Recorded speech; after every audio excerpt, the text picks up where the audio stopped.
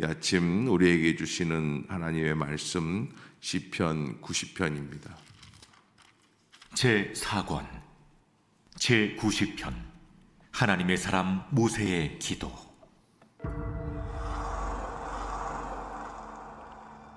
주여, 주는 대대 우리의 거처가 되셨나이다. 산이 생기기 전, 땅과 세계도 주께서 조성하시기 전 곧 영원부터 영원까지 주는 하나님이시니이다. 주께서 사람을 티끌로 돌아가게 하시고 말씀하시기를 너희 인생들은 돌아가라 하셨사오니 주의 목전에는 천년이 지나간 어제 같으며 밤의 한순간 같을 뿐임이니이다. 주께서 그들을 홍수처럼 쓸어가시나이다. 그들은 잠깐 자는 것 같으며 아침에 돋는 풀 같으니이다. 풀은 아침에 꽃이 피어 자라다가 저녁에는 시들어 마르나이다. 우리는 주의 노예에 소멸되며 주의 분내심에 놀라나이다. 주께서 우리의 죄악을 주의 앞에 놓으시며 우리의 은밀한 죄를 주의 얼굴빛 가운데 두셨사오니 우리의 모든 날이 주의 분노 중에 지나가며 우리의 평생이 순식간에 다하였나이다. 우리의 연수가 70이요 강건하면 80이라도 그 연수의 자랑은 수고와 슬픔뿐이요 신속히 가니 우리가 날아가나이다. 누가 주의 노여움의 능력을 알며 누가 주의 진노의 두려움을 알리이까? 우리에게 우리 날 기수함을 가르치사 지혜로운 마음을 얻게 하소서. 여호와여, 돌아오소서. 언제까지니이까? 주의 종들을 불쌍히 여기소서. 아침에 주의 인자하심이 우리를 만족하게 하사 우리를 일생 동안 즐겁고 기쁘게 하소서. 우리를 괴롭게 하신 날수대로와 우리가 화를 당한 연수대로 우리를 기쁘게 하소서. 주께서 행하신 일을 주의 종들에게 나타내시며 주의 영광을 그들의 자손에게 나타내소서. 주 우리 하나님의 은총을 우리에게 내리게 하사 우리의 손이 행한 일을 우리에게 견고하게 하소서. 우리의 손이 행한 일을 견고하게 하소서.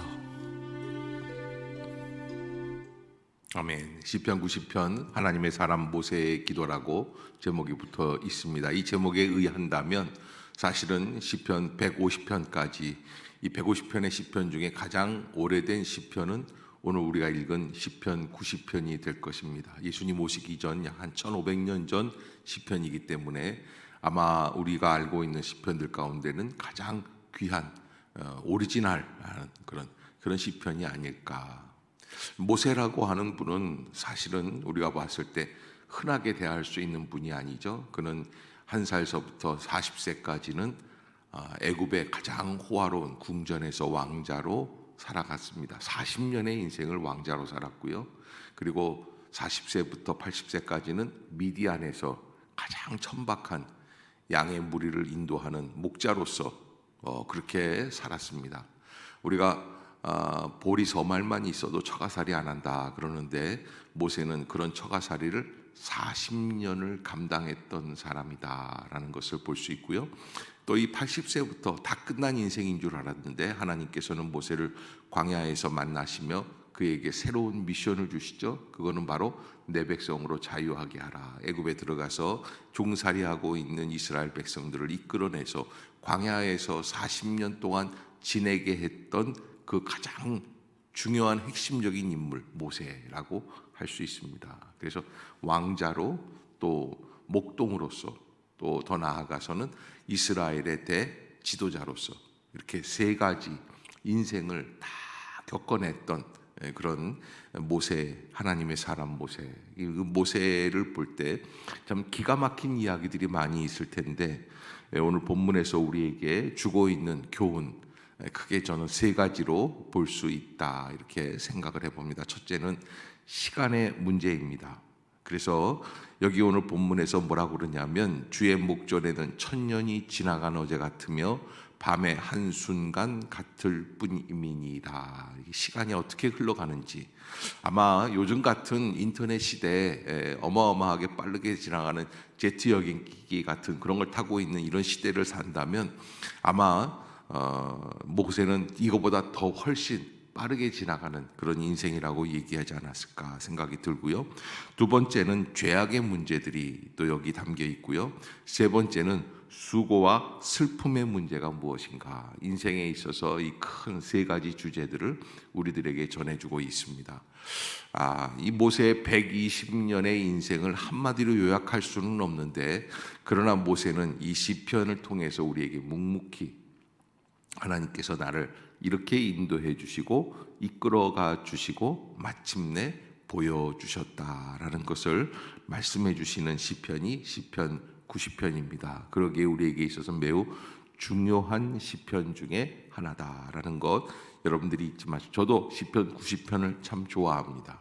90편, 91편 이게 다 우리에게는 중요한 시편들인데, 시간의 문제나 또 인생을 살아가는 일에 있어서 나는 어떻게 하나님 앞에서 서 있어야 할 것인가를 알려주는 시편들이라고 할 수 있습니다. 자, 모세는 오늘 모든 사람이 겪으면서 살아가는 인생 세 가지 문제인데, 쉬지 않고 흘러가는 시간, 그리고 또 그 은혜로 인하여서 어떻게 이 죽음까지도 감당해 나가야 될 것인가에 대해서 이야기를 하는데, 첫째로 시간 앞에서 하나님은 인간을 티끌 같은 존재로 이야기를 한다. 그래서 3절을 보면은 이렇게 되어 있습니다. 주께서 사람을 무엇으로 돌아가게 하시고 티끌로 돌아가게 하셨다. 말씀하시기를 너희의 인생들은 돌아가라 하셨사오니. 그러니까 모세가 가만히 인생을 살펴보니까 무슨 뭐 사고사로 죽든지 병들어 죽든지 어떤 일이 있어서 갑자기 심장이 막혀서 죽든지 어떻게 죽든지 가만 보면 이건 다 뭐예요? 하나님이 인생을 다시 돌아가게 하시는 과정일 뿐이에요. 그러니까 여러분, 우리가 참 안 되고 힘든 죽음도 있죠. 그러나에도 불구하고 우리가 꼭 알아야 될 것은, 인간은 어디에 이르게 되어 있는 존재입니까? 티끌로 돌아가는 존재라는 거예요. 더 나아가서 인간은 밤의 한순간 같은 존재. 그래서 모세는 4절에 보면 주의 목전에는 천년이 지나간 어제 같으며 밤의 한순간 같을 뿐임이니이다. 그렇게 표현을 하고 있습니다. 그러니까 120년의 인생도 어쩌면 그냥 훅 지나가 버리는 듯한 밤의 한순간 같은 그런 일들이죠. 어젯밤에 우리 아이가 학원에서 공부를 하고 몇 시에 들어왔나, 11시에 들어왔나, 12시에 들어왔나 뭐 이런데 그냥 잠깐 있다가 없어지, 기억이 잘 안 날 때가 있어요. 그거는 문제가 아니고 오늘 아침에도 제가 차를 어디다가 주차를 해놨나, 그러고서는 어젯밤에 분명히 어딘가 세워놨거든요. 어제 신학교 강의가 있어서 갔다가 늦게 들어와가지고서는 아파트 어디다 세워놨는데 그게 기억이 안 나는 거예요.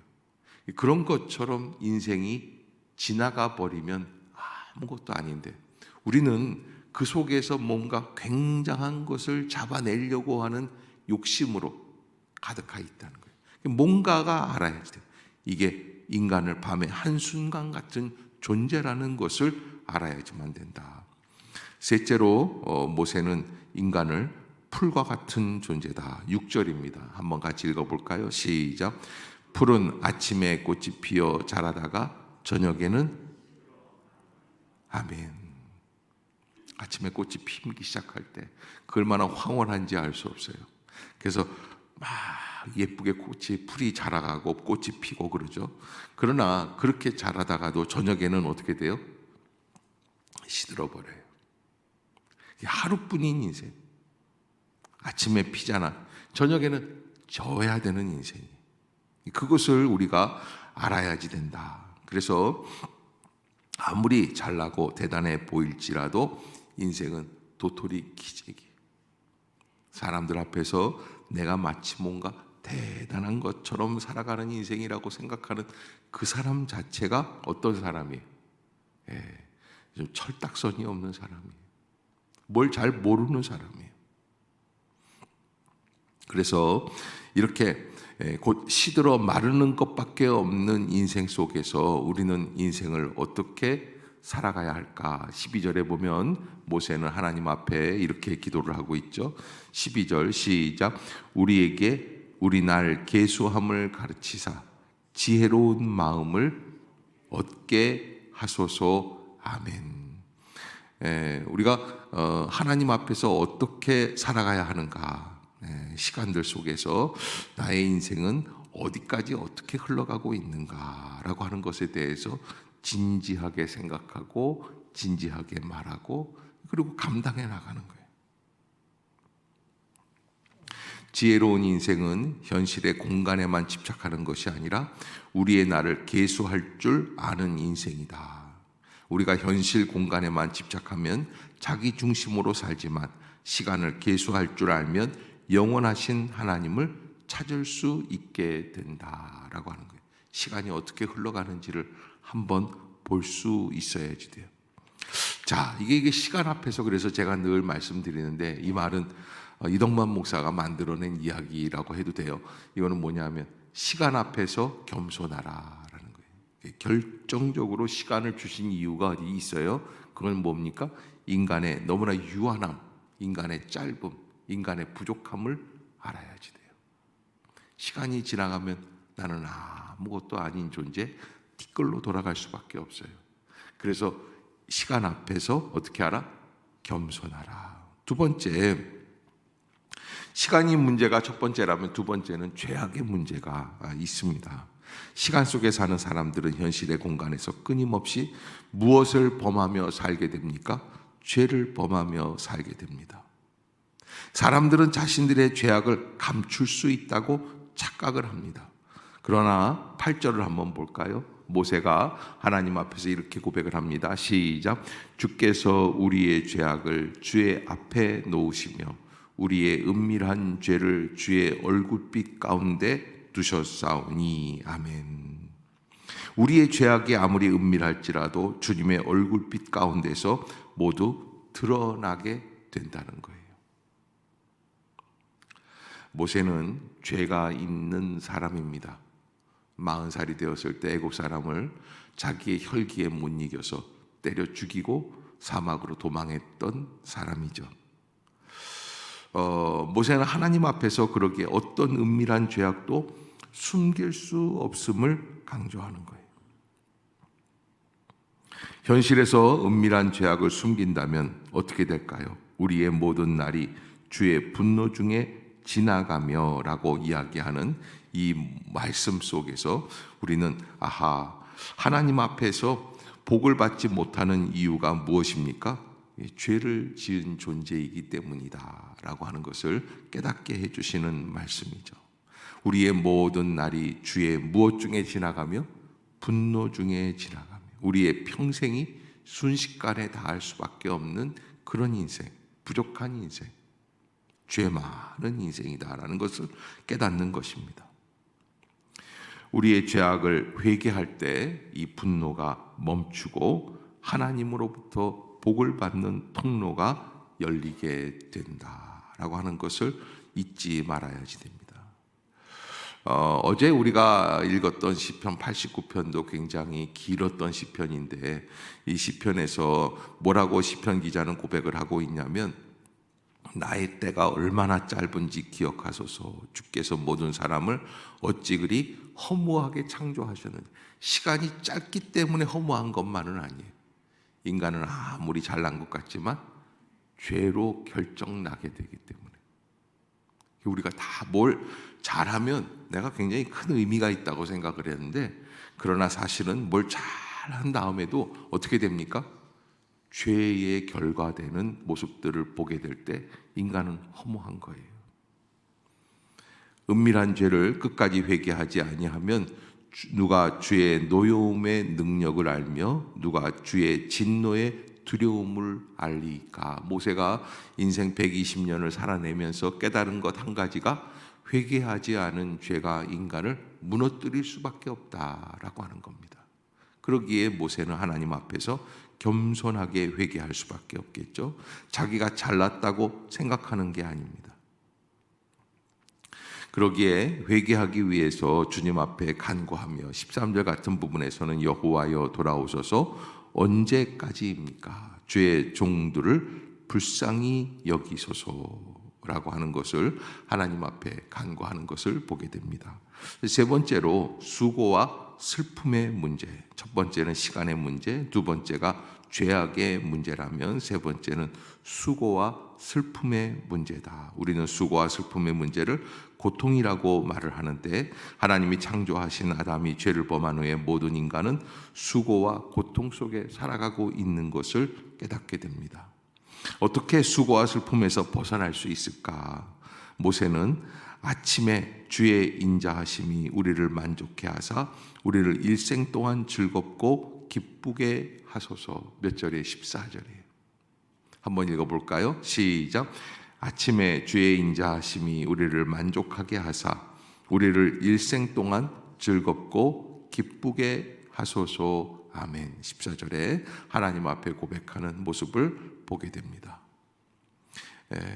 사람들은 오직 주님의 인자하심을 만족할 때 고통에서 벗어나 기쁨을 누릴 수 있다는 것을 깨닫지 못할 때가 많이 있습니다.